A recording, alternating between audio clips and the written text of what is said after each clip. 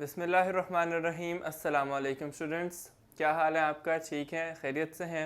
Lectures को जो है वो अच्छे से कवर कर रहे हैं, तैयारी कर रहे हैं। अपने फ़ीडबैक से ज़रूर मुझे आगाह करें कि आपको जो है वो कैसे लग रहे हैं लेक्चर्स, और आपकी तैयारी जो है वो कैसी हो रही है। बिकॉज़ इससे जो है वो मेरी भी जो है वो बिल्कुल करेक्शन होगी। फॉर एग्ज़ाम्पल इन केस मैं आपको कोई चीज़ मिस कर गया हूँ बताने में, सो आप मुझे जो है वो बिल्कुल इन्फॉर्म कर सकते हैं इस हवाले से। आज के इस लेक्चर में हम क्या करने जा रहे हैं, हमने दो पार्ट्स जो हैं वो अपने कवर करने हैं। एक हमारा पार्ट नंबर ई है ग्रामर का, जिसमें हमें एक क्वेश्चन गिवन है जिसके हवाले से डिफरेंट हमारे सब पॉइंट्स गिवन है, उसके अंदर हमें ब्लैंक्स गिवन है, जिसके हवाले से हमने क्या करना है, सूटेबल वर्ड्स उन ब्लैंक्स में पुट करना है और उसको कंप्लीट करना है। For example part number E में वो हमें ये कह रहा है कि joy like a pearl is a simile. Simile होता है जो वर्ड्स उसके मुताबिक यूज़ किए जाएं, जो सेंटेंस मतलब दे। For example as cool as आ, क्या मीन्स, उसका मतलब क्या होगा मुहावरतन हम क्या कहते हैं। ये तमाम ऐसे सिमिलीज मुहावरे होते हैं जो कि हम मुख्तलिफ मौक़ों पे यूज़ करते हैं। तो हमारे पास ऑलमोस्ट 6 गिवन है यहाँ पर। हमने हमारे पास जो टेबल है वो उससे हेल्प लेते हुए हमने इन ब्लैंक्स को फिल करना है। आइए इसको स्टार्ट करते हैं। पार्ट नंबर ई के जो फर्स्ट हमारे पास है वो आ रहा है, टेबल में हमारे पास वर्ड्स गिवन है, तो वहां से हम पुट करेंगे वर्ड्स अपने ब्लैंक्स में। फर्स्ट आ रहा है एज कूल एज आ क्यूकम्बर। एज कूल एज आ क्यूकम्बर, ठीक। सेकंड आ रहा है एज हैप्पी एज आ। क्या बनेगा हमारे पास? हमारे पास होगा as happy as a lark, means जोशीला। थर्ड आ रहा है as hard as a, means इतना सख्त जैसे कि पत्थर, रॉक। फोर्थ हमारे पास आ रहा है एज लाइट एज आ, यानी कि इतना तेज, इतना हल्का, सॉरी, एज लाइट एज आ, इतना हल्का जैसे कि फेदर, पर, परिंदे का पर, ठीक है। इसके बाद हमारे पास आ रहा है rock, sorry, as cunning as a fox. हमने ये जो है वो स्टोरी में भी पढ़ा था। तो ऐसी चालाक जैसे कि लोमड़ी, फॉक्स। सिक्स्थ आ रहा है हमारे पास as brittle as a. As brittle as a glass, means तेज या धार, या as brittle as a glass. So ये ऐसे सिमिलीज हमने पुट किए हैं जो कि हमें सेंटेंस का पूरा मीनिंग बताते हैं। कि फॉर एग्जाम्पल अगर ठंडा है तो वो ठंडा एज अ क्यूकम्बर, क्यूकम्बर क्योंकि ज़्यादा ठंडा होता है। अगर वो जोशीला है, अगर वो खुश है बहुत ज़्यादा, तो एज अ लार्क, जोशीला। अगर वो जो है वो सख्त है तो इतना सख्त है जैसे कि पत्थर। हल्का है तो इतना हल्का जैसे कि पर। चालाक है तो इस तरह का चालाक जैसे लोमड़ी।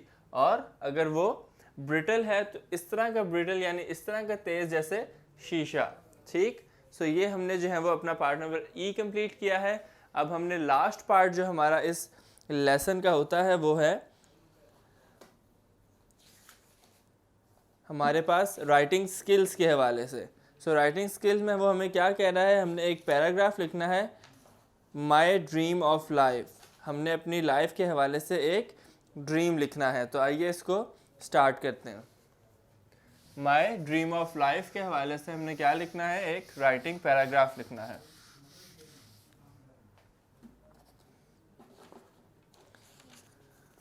इसकी यहाँ पर हेडिंग आ जाएगी, my dream of life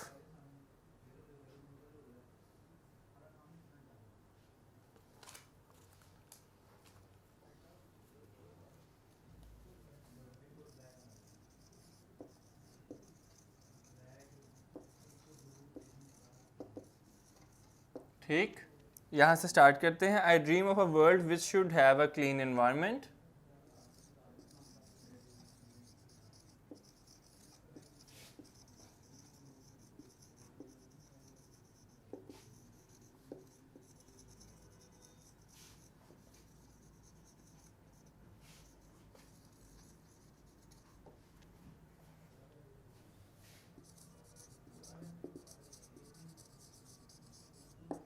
I dream of a world which should have a clean environment where there will be no racial discrimination.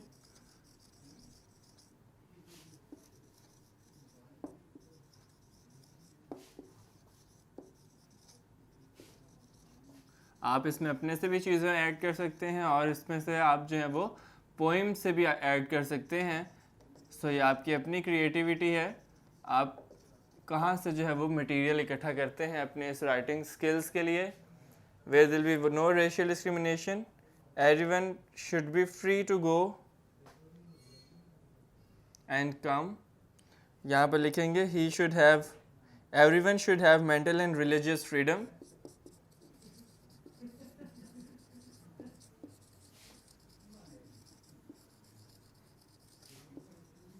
Mental and religious freedom.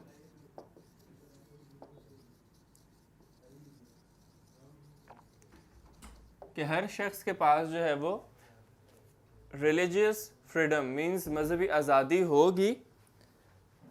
A world in which there would be no nepotism. A world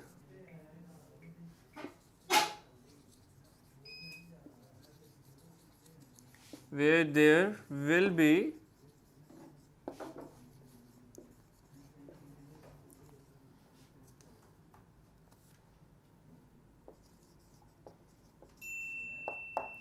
no nepotism. इसके अलावा education should be free for poor people.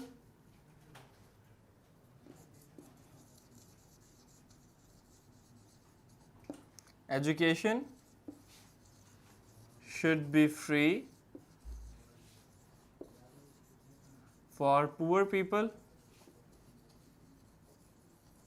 ठीक, कि जो तमाम गरीब लोग हैं उनके लिए जो एजुकेशन है वो फ्री होगी, मुफ्त होगी. ग्रेजुएशन नेक्स्ट आ रहा है. सो दैट, जिसकी वजह से दे वुड बी एबल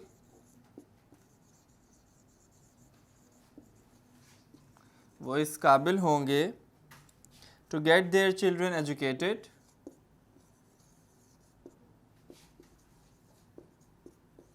अपने बच्चों को ताकि वो पढ़ा सकें, तालीम दिलवा सकें. चिल्ड्रन एजुकेटेड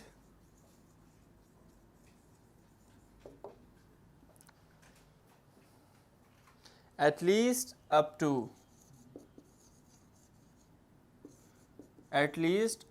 graduation तक या इससे भी ऊपर or above. There should be a democratic setup in the country. There should be a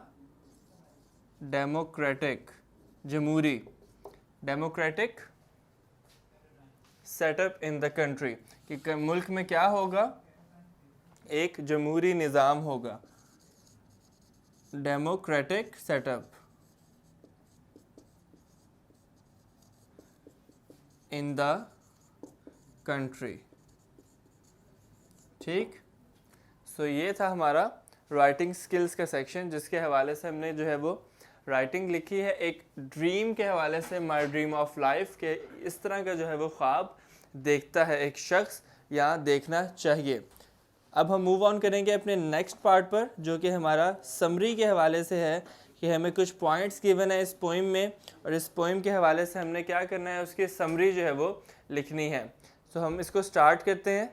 हमारे पास पार्ट नंबर बी बनता है ये, और वो कहता है कि फॉलोइंग वर्ड्स को या फ्रेजेस को यूज़ करना है आपने इसके हवाले से एक समरी जो है वो लिखनी है. सो समरी बिल्कुल इसी तरह ही होगी जिस तरह हम लिख चुके हैं. Write a summary of the poem, use the following words and phrases.